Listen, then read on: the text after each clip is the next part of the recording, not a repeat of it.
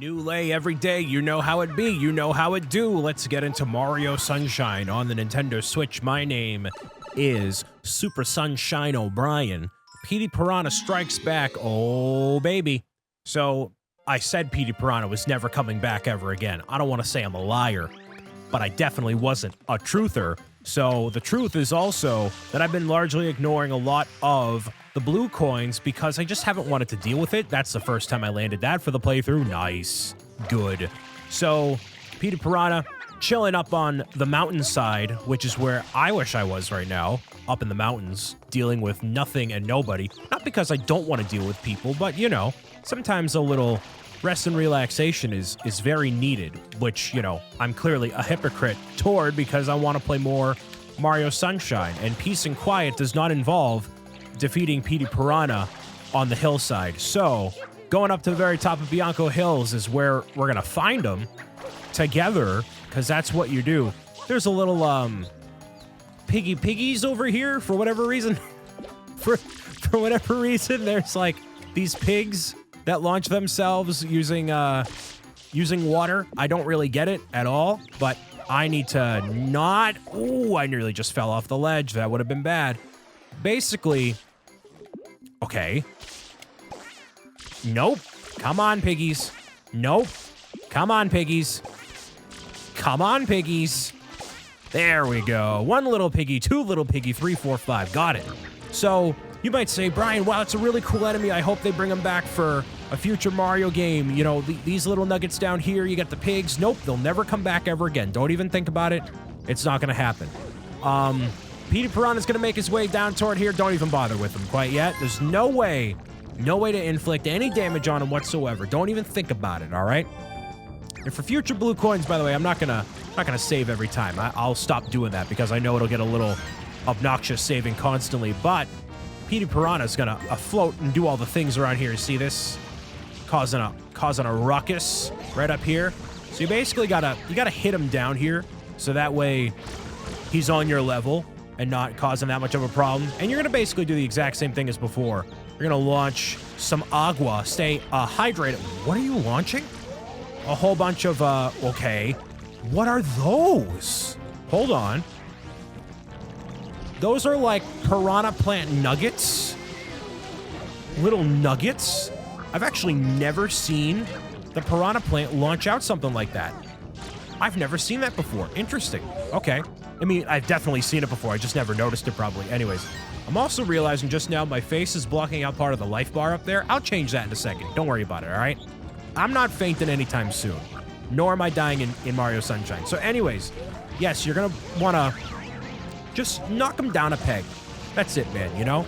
So anyways, oh, that's spicy. I forgot he did a random tornado attack, which is not based off of anything in the Mario world, but regardless, yup, okay. If I were smart, this would be a great opportunity. That tornado just launched itself very far.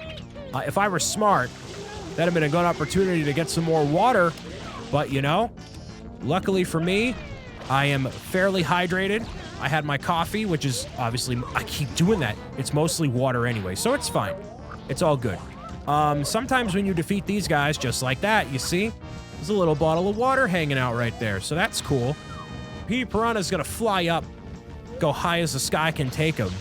Higher, further, and faster, but it's clearly not gonna do that much here. Look up. There we go. Yeah, buddy. Nice. Ooh, I see a blue coin. Did I miss that? I probably definitely missed that.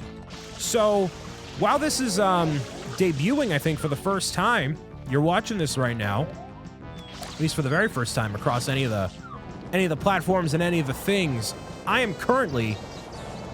The other tornado goes super fast. While you're watching this, I'm actually away on a vacation of my own, kinda. It's a combination of work/vacation sort of deal. It's a trip that I was scheduled to take to a location in Europe called Amsterdam, which is for a convention that I got roped into by a good friend of mine named Brick and Nick. Can you stop tossing tornadoes at me? Tornado tossing, come on. You don't need to take this long.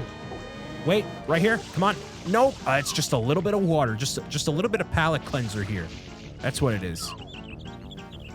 stop launching the tornadoes.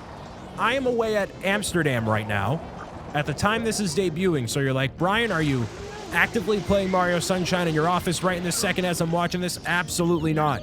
I am either on a plane or in another country or something like that, because it's something that, like I said, I got roped into by my friend Brick and Nick. He was on a show called Lego Masters Season 3 of the show. It premieres in like September. They already recorded the whole thing. But while he was away doing that, I applied for this panel, not, well, technically as a panel, but I applied for this thing for us to do at the convention, which is to build a large-scale Lego version of the Twitch logo, the whole thing. So people would come up and using Lego bricks, they would build the entirety of the logo over the course of a couple of days, which is really in-depth. And it's to, I think it's to raise money for charity. No, there's no transaction, actually. There's nothing like that. But it's just like a fun thing to do at the event. It's different than most of the video game stuff that's out there. Secret of the Dirty Lake. I think I can do this one. I think so. Yes. I don't have it unlocked for the main plaza, but I can do this one. So he convinced me to apply for it. We did end up getting it. Very grateful for that. And now I'm heading over there. So I actually am over there right now. So the cool thing about it is that not only are they covering the expenses of the trip, so that way, you know, I'm not paying thousands of dollars out of pocket to do this thing, but they allowed us to basically book whatever flight I wanted to get there. So I booked the flight to be a few days before and a few days after the convention itself. So that way I can spend some time in Amsterdam and just basically do whatever I want. Because while they're covering for the flight and a lot of the hotels and stuff, obviously want to utilize the opportunity in front of me to, you know, go out and explore a little bit of Europe for the first time. I've never done that before. So I thought, what better time to do it than right now and just seize the moment. I don't want to say take advantage, but definitely seize the moment. Here is a new nozzle that I've acquired. It's only available in this level as of right now, but basically it propels you way forward like that, and you can't even use it in this level. So it's not a thing in this moment, but eventually it will be. So you unlock those nozzles basically, I think, per level, and then eventually they end up being available across all the levels, I'm pretty sure.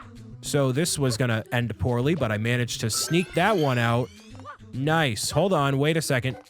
Can I do this? Yes, I cannot. Ooh, not quite. Hold on. How do I navigate this? Wait, hold on. What? What's the safe way to get over there? Hold on. 1, 2, 3. Nope, that's not it. How do I safely get over there? Oh, no. Oh, there's the first death of the playthrough, everybody. Ouch. That's a bad one.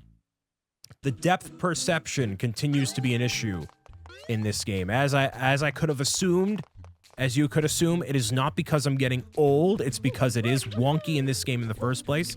So there we go. I can launch myself over here. That's part of the equation. Here we go. There it is. Ooh, right into the abyss of nothing. Nice. Great. Beautiful. So that's going to happen quite a bit, but there's a reason they leave the one-up right there for you. It's so you, if you die a bunch of times, you can just pop on right back. It's a very easy one-up to receive, unless you die too early and you don't actually retain the one-up and you have to reapproach the situation 5 times in a row and eventually lose it all. So that's great. So, yes, I'm away on that trip at the time you're probably watching this here, unless you're watching way after the fact. I can't register the movements of my controller in accordance to my brain processes power. This should not be taking me this long. This should not be this much of an effort. Anyways, so I'm there. Netherlands is a country over in Europe. No! Launching out of the spin jump is far more complicated than it should be. I have 0 lives right now. So let me take a back seat real quick. Let me be a little more patient with the way this is, all right? Or not. I think I only got 1 game over in the last 100% playthrough, and there's my First one for here. Great. Let me try that again. That's how I do it. It's a wall jumping situation. Okay. Listen, it's been a second since I played this game. Relax. Also, while you're navigating the cube here, don't bother jumping. I've said this before. I'll say it again. Don't bother jumping. It's just going to complicate the process that much more. So if you find a way to kind of figure out where the cube is going to go long term, just kind of lightly adjust your movements in accordance to where the cube is going to be. And because you don't have Flood with you, it gets very problematic if you panic.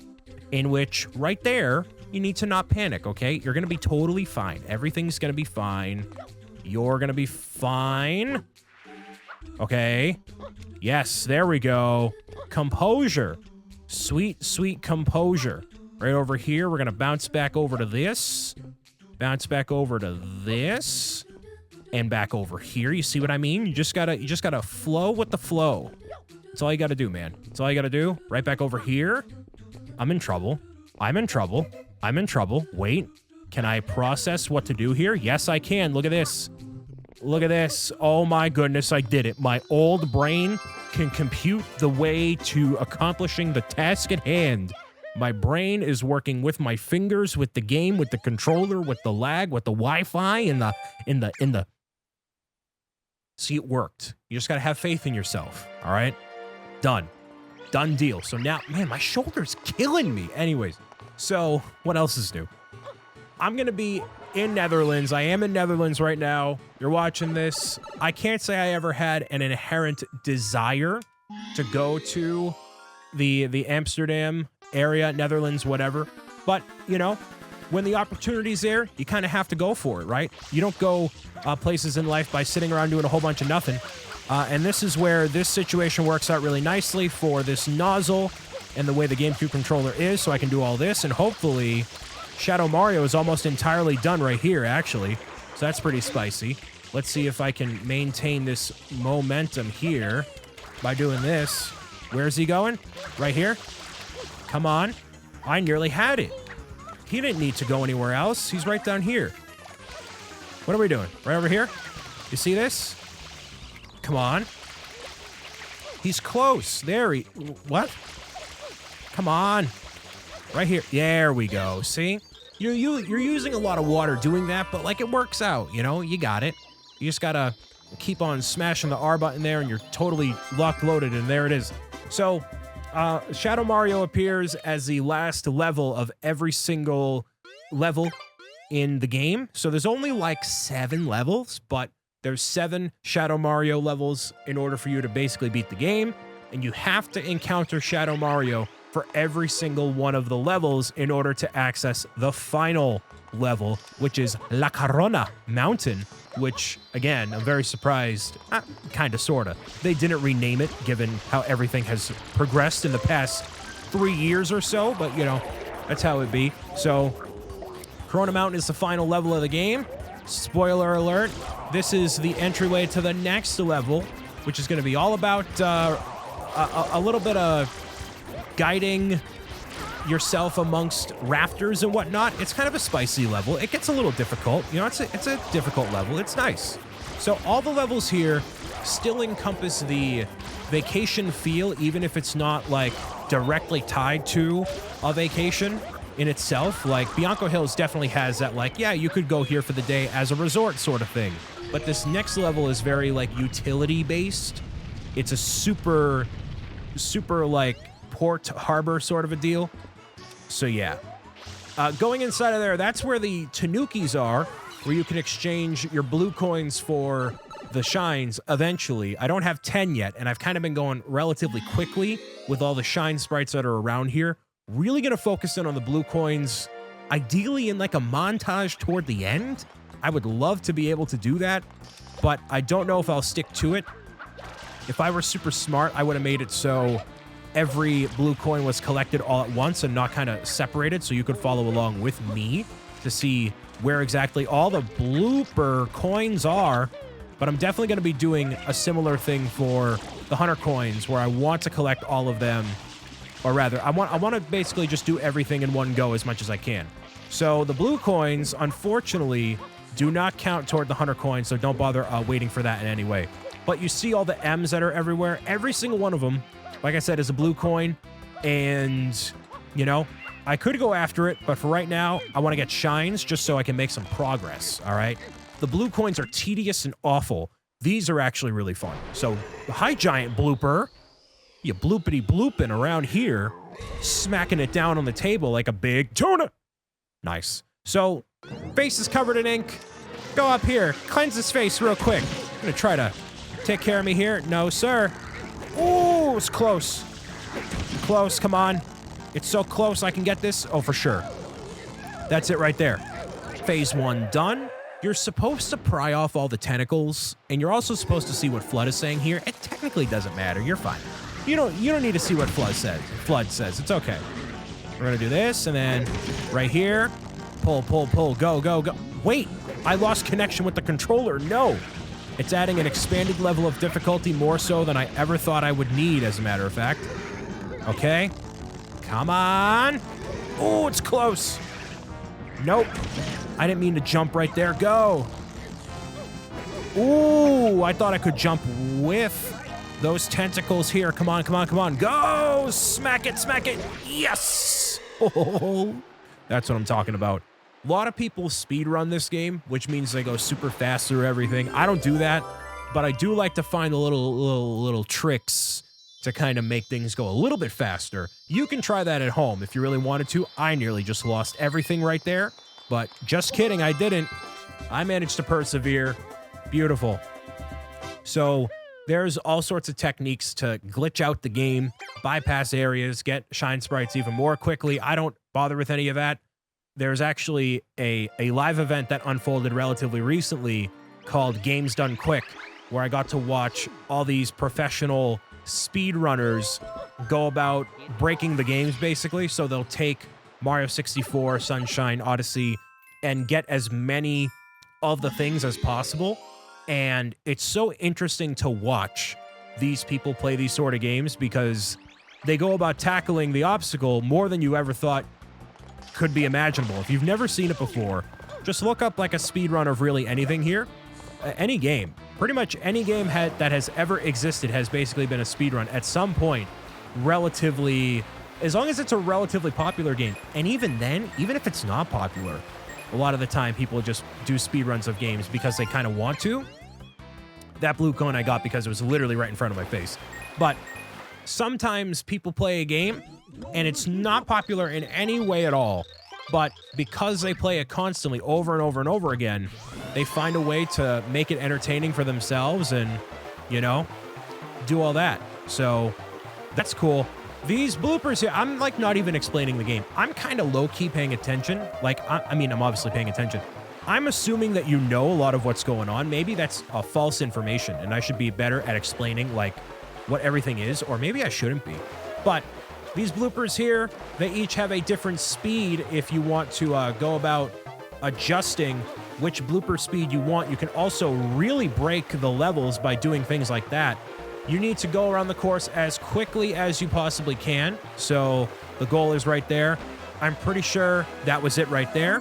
So the time allotted was 40 seconds. I think it was 40 or 45 seconds you needed to complete that in the record time. I clearly did. First time while talking, playing video games at the same time. This is a skill that maybe you don't have, but you could work toward it. Bada bang. There we go. There's 10 shines on the docket. Easy, squeezy peasy, baby. So the yellow one has the most control over any of the other bloopers, but it does go slow. So if you want speed, you probably want to go, I think it's the pink one. That's the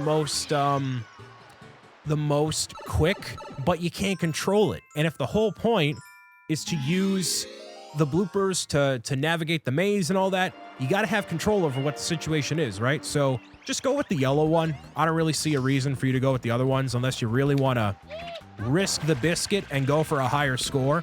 If you end up getting a higher score, let me know, and you can be more of a professional gamer than I am. That's not kind of what I wanted to do. And I'm also not going about this the way that I should be. So this section over here you can actually get up to where you need to a little bit more quickly. So obviously the bloopers are here. They're going to cause a little bit of a problem for you. You can just shoo them off real quickly like that. And navigating this whole thing is what you basically have to do.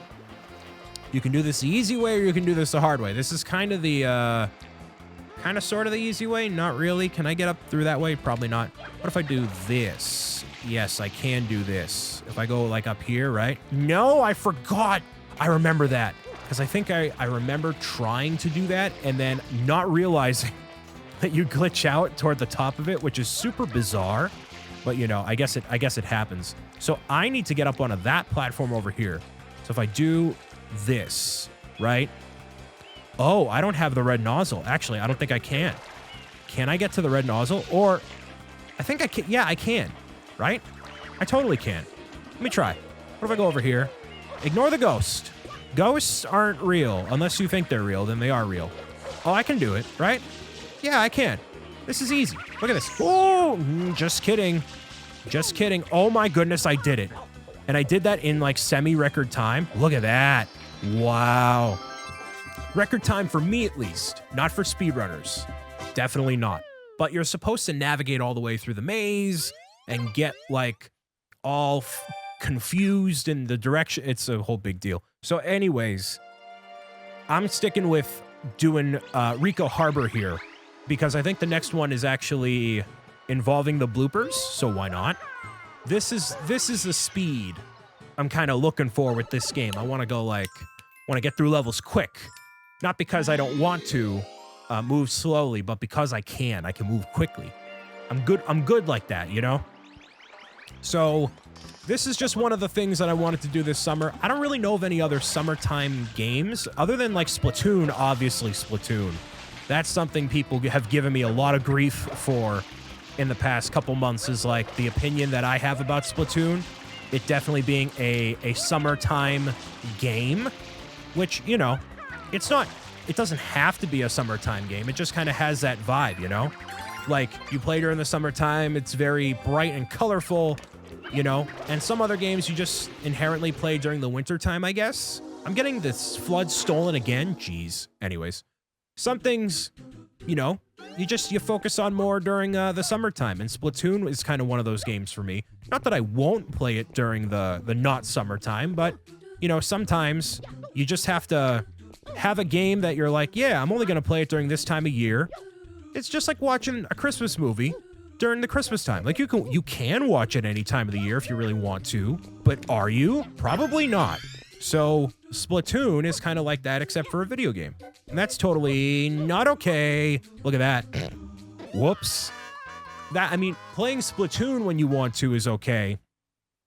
And playing Mario Sunshine as well. You don't have to play during the summertime. But, I mean, this game for sure is more reminiscent of summer by comparison of Splatoon, for sure. So I get that. But anyways, I don't know of any other summertime games. I obviously have my summertime traditions that have kind of changed over the years, admittedly. And I think me playing this game, it kind of reminds me how things have, like, changed in life, which is interesting, I guess. One of the traditions I have, or had, rather, I don't have it anymore. Actually, no, for a fact I don't have it anymore. One of the things I would do for 4th of July is go over to a friend's house. Well, basically, me and my cousin were very close with these owners of a restaurant in East Boston. I don't know how. Like, he was close with them, and then I ended up getting close because we went there all the time, and they're good people. So it was a restaurant called the Italian Express, and it was a place that, like, you know, Guy Fieri, he does, like, diners, drive-ins, and dives. English, there we go. He does that show. And one of the locations he featured on the show was the Italian Express. That was in East Boston. So, obviously, they serve Italian food. Great Italian food. Some of the best I ever had, whatever. And we ended up getting close with them. And we would go to their beach house during the summertime on Urell Beach in Winthrop, Massachusetts. And I always like telling people the locations of stuff just so you can get an idea if you want to look it up and be like, hey, this is a place Brian's talking about. Basically, it's this, Winthrop is kind of like a peninsula, I think, and Urel Beach is a beach that goes all the way across, obviously, the whole entire thing. And we would go there to watch the fireworks, hang out at the beach house or whatever. So we did that for a couple years. Obviously, the way the world turned obviously had a big impact on that. And then my cousin ended up going away to Brazil for a year, surprisingly. It was just like a surprise. Hey, here we go.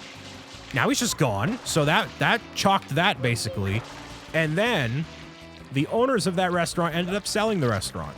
So, you know, obviously operating a restaurant for all intents and purposes is very stressful all the time. You have to be at the restaurant all the time.